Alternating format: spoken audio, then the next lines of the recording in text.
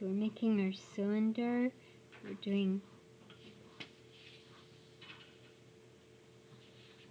and best to put up the sides. So try resting the whole heel of your hand against the paper and move your whole arm.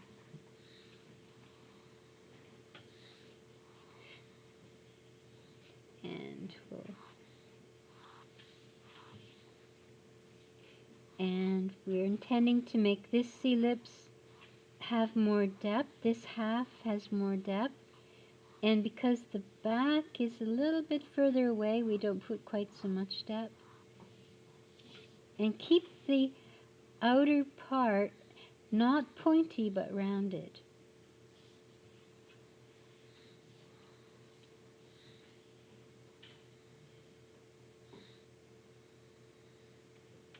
So we did a gesture to get our sphere.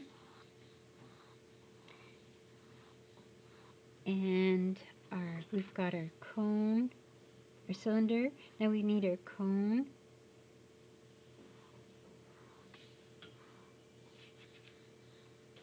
And the cone is great if we put a middle line and make sure this is symmetrical.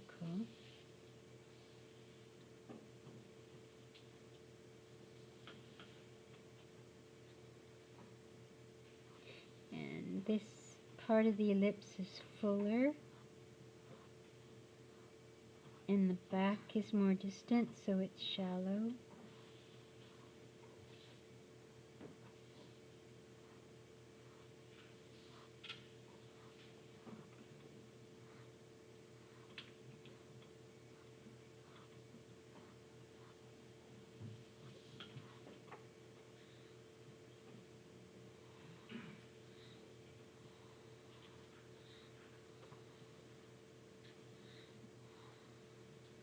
And remember, you can do phantom lines.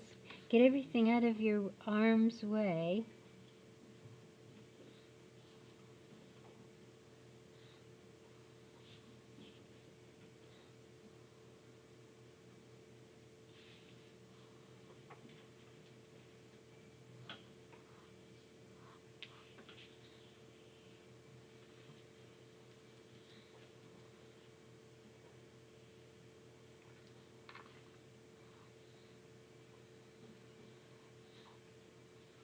And keep your lines as light as you can, because we're going to invent stuff with this shape.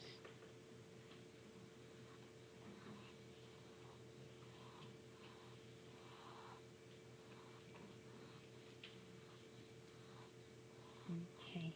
Now, we're going to invent some chairs. And this round one, you usually find it on a deck outside. And it's usually made of wicker and then there's this big cushion. So we're going to do the diameter of it. The circumference is going to be the top of our cushion. Remember, more depth here, less there, more shallow at the back.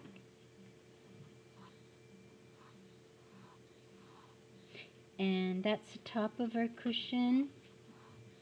And this is the depth of our cushion.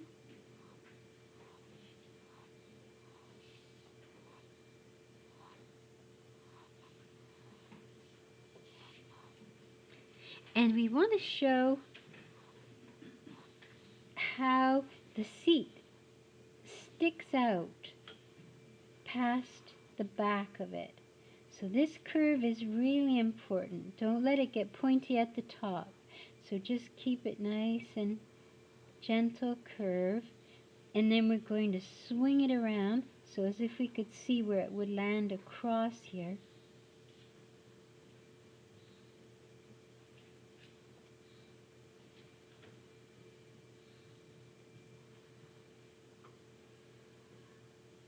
Now, sketches are wild and woolly. If you were doing a concept booklet, you'd leave that line in. And when we found the line we really want to keep, you put a punch line. And the viewer wouldn't notice those other lines. So, and this is a kind of a dome sitting over top. And there's our actual cushion. This, I think, comes down. And this can't be, it is flat, but we can't show it as flat because it's below our eye level like this. So we've got to show it round, but we know that it's sitting on the ground flat. Just round it out. Make it not quite as round as that. Just kind of flatten it out. And there's always shadow at the base, so we can leave that. That's okay. And cushions, if you draw two lines like that, it kind of softens them a little bit. And we should have a big cushion at the back. Now, when you put a cushion on a chair, that's the back of the cushion. The cushion has depth, so leave some room to introduce the cushion. And it's going to just be slumped. So to show that it's kind of slumped back there, it kind of folds up on itself.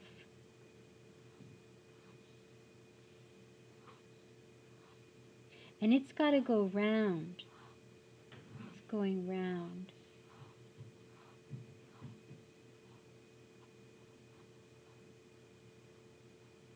Now over here we're seeing the side of it, like we're seeing the side of the chair. So, and notice that we're drawing it even though it's covered up by part of the chair. You draw it anyway.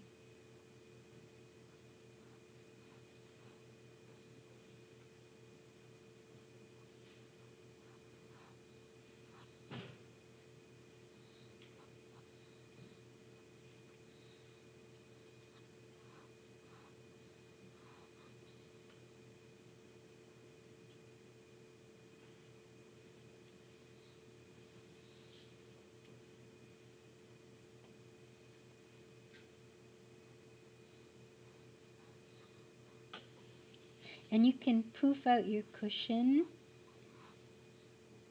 so it looks more as if you can sit down on it.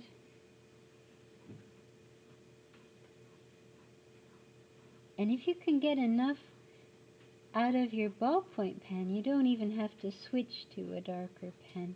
If we were putting marker over top, we would have to switch to the Pentel sign pen because it doesn't bleed when you put marker over it.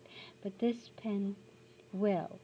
So we don't use this in combination with the gray markers ever.